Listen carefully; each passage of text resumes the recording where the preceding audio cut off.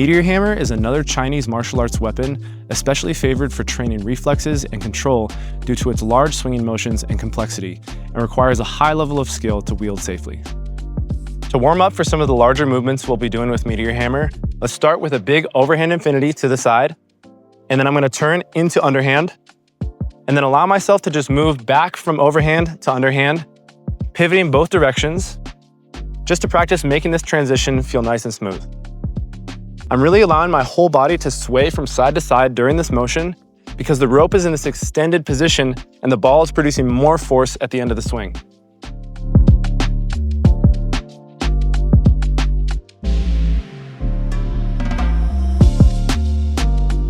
Now I'm going to switch back to my right hand, but this time instead of having my thumb pointing out towards the end, I'm going to invert my grip so that my pinky is facing towards the ball, and I'm going to go back into the same overhand to underhand transition.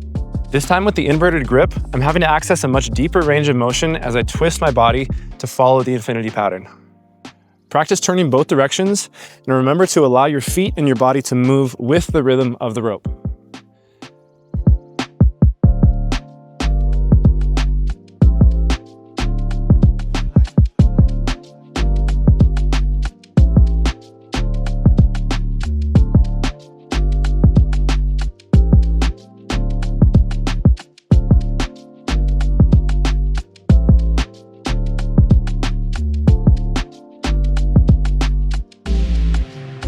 You could say that two-beat weave is more of a poi movement, but we're going to learn it in the Meteor hammer section because it makes a great starting point for other moves.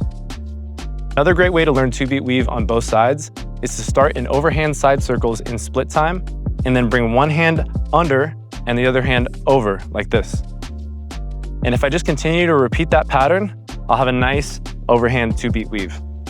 And then I can come back to split time and repeat the same process on the other side, bringing the right hand under and the left hand over.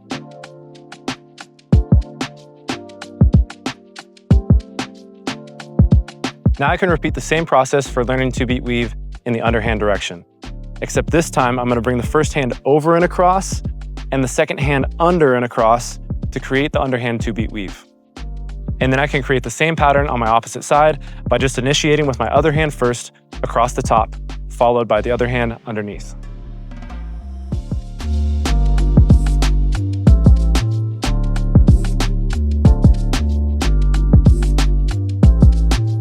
For an additional challenge, see if you can figure out alternating from overhand two-beat weave to underhand two-beat weave and then returning back.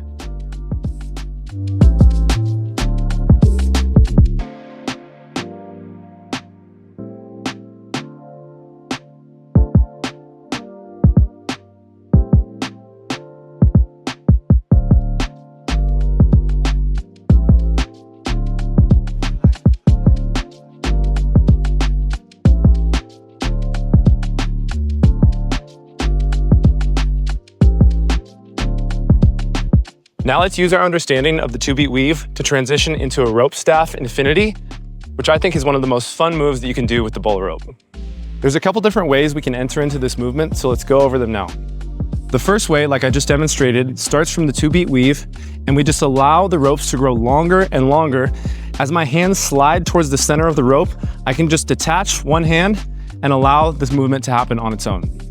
The second method involves holding the loop of the rope and allowing it to swing at my side, and then I'm just gonna give it a little bit more of a boost to bring it overhand into the infinity pattern. From here, you might already notice the rope starting to split apart naturally, so let's encourage that by pointing the thumb side ahead of the pinky side and come into this split time pattern. An important thing to note during this movement is the placement of the hand. I wanna make sure that I have my hand at exactly the center of the rope and pinch the rope between my thumb and pointer finger so that I can emphasize allowing that side of the rope to lead the pattern and create the split time rhythm. Once you figure out this pattern on one side, practice switching back and forth between sides until it feels equally comfortable in both hands.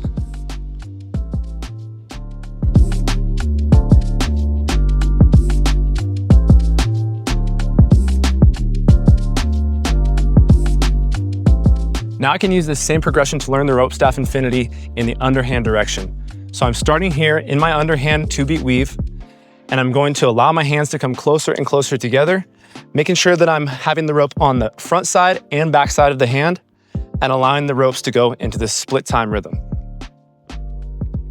I can also start from the little side swing here, but on the underhand, it's important to note that it's gonna start behind the hand. So as I go for my first swing, I'm gonna bring it around behind the hand and then allow the split to continue to the other side. Once you've figured out this pattern on one side, practice switching back and forth between hands until it feels equally comfortable on both sides.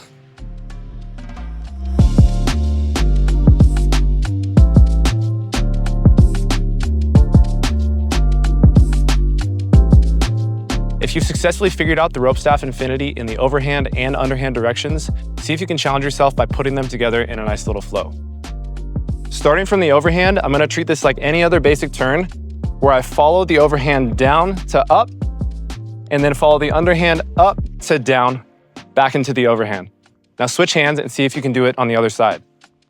Now I have the rope in my right hand and I'm following it across my body to turn left, down to up into underhand, and then up to down, back into overhand.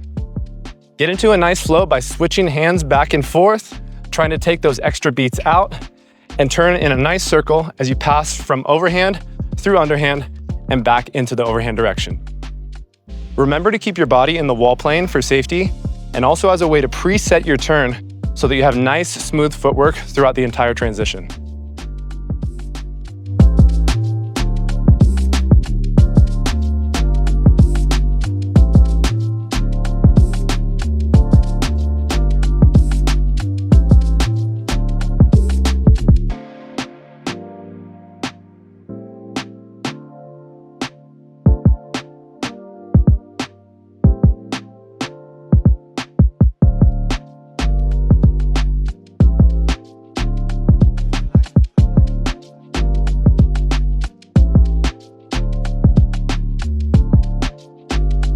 For the last two techniques of the Meteor Hammer chapter, we're gonna go into the floor plane, starting with the rope around our neck and cradled by our hands out at our sides.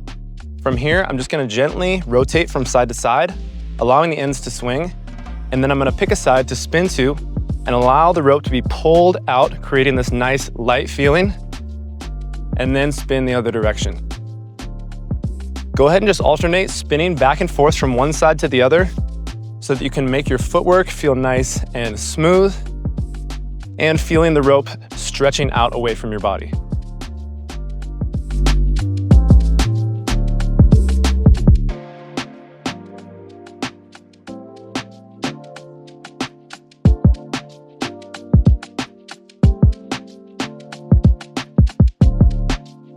Now from here, as I'm spinning my body, I'm just gonna stop and allow the rope to spin around me and then catch. And then come back the other direction, spin, stop, catch. Spin, stop, catch. It's okay if the rope gets a little uneven, we're gonna address that in a minute. For now, just practice allowing the rope to spin around your neck, making sure that you give yourself enough energy so that the rope is stretched out away from you.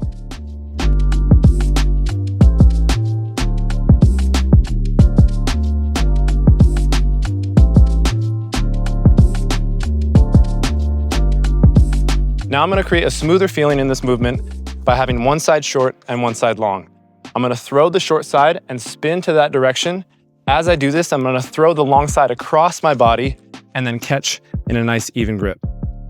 What I'm doing here is as I'm throwing the short side, I'm actually reaching the long side across to my shoulder, and this extra length is getting used to wrap across my neck. And as I do this, I'm allowing the rope to slide through my fingers and create more length on the rope. And this is creating more momentum as I create the spin.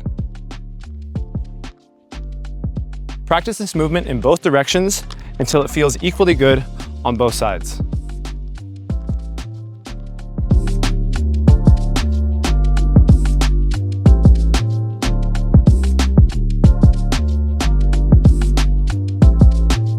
Now let's say I want to do continuous neck rotors back to back without any break in between.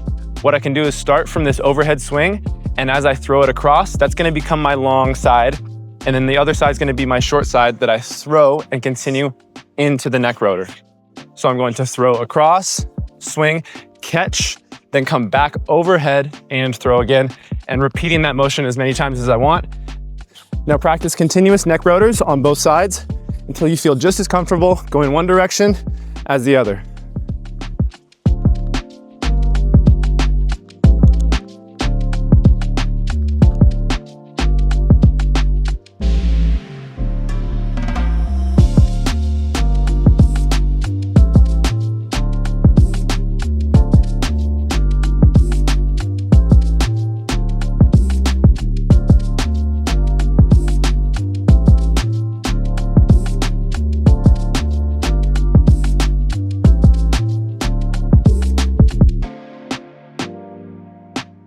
Now I'm gonna bring the rope out in front of my body. I'm gonna place one hand underhand and the other hand overhand so that my thumbs are pointing to the same direction. And I'm gonna raise my hands over my head to allow the rope to stretch out. Then bring it down and try it in the other direction as well. One hand over, one hand under so that I have my thumbs pointing to the left, and bring the rope up overhead as I spin, allowing the rope to stretch out.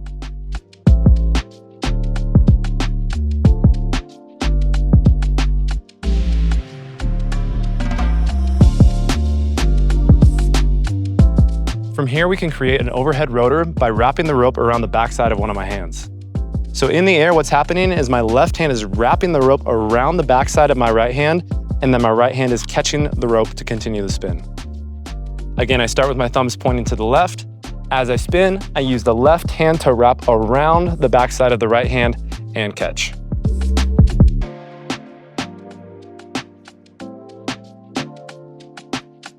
Once you've figured out the basic technique of the overhead rotor and you can complete one rotation all the way around your hand, see if you can go for multiple rotations without stopping.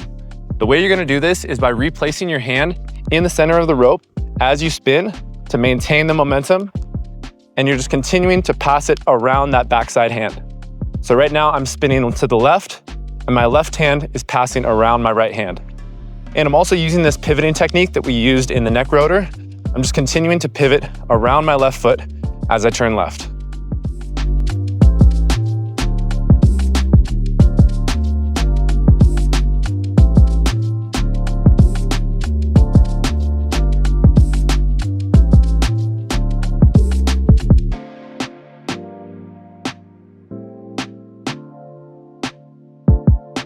For our last flow challenge in the Meteor Hammer section, we're gonna learn how to transition from the wheel plane into the floor plane using the basic turn.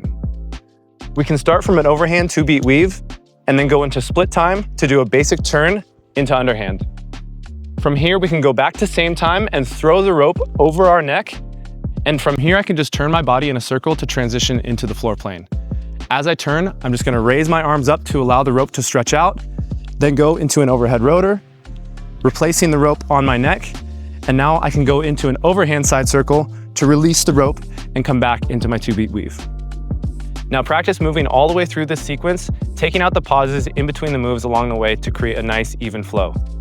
Starting from the 2-beat weave and going into the split time, turn, same time, onto the neck, spin, into the overhead rotor, replace on the neck, and release back into the 2-beat weave.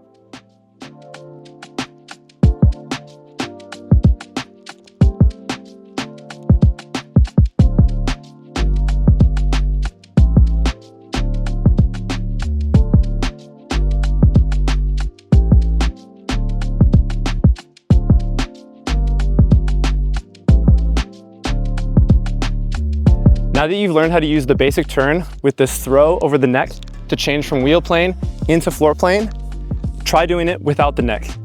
Starting from a 2-beat weave, simply spin in a circle as you raise your hands above your head, allowing the rope to stretch out. Now hit an overhead rotor and bring your arms down to one side of your body to allow the momentum to continue over the top back into your 2-beat weave.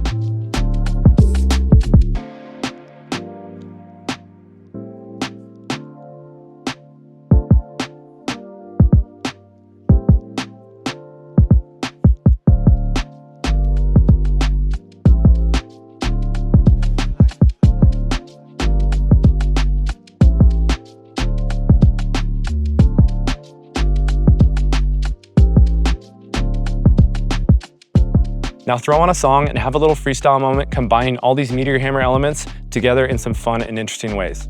Let's flow.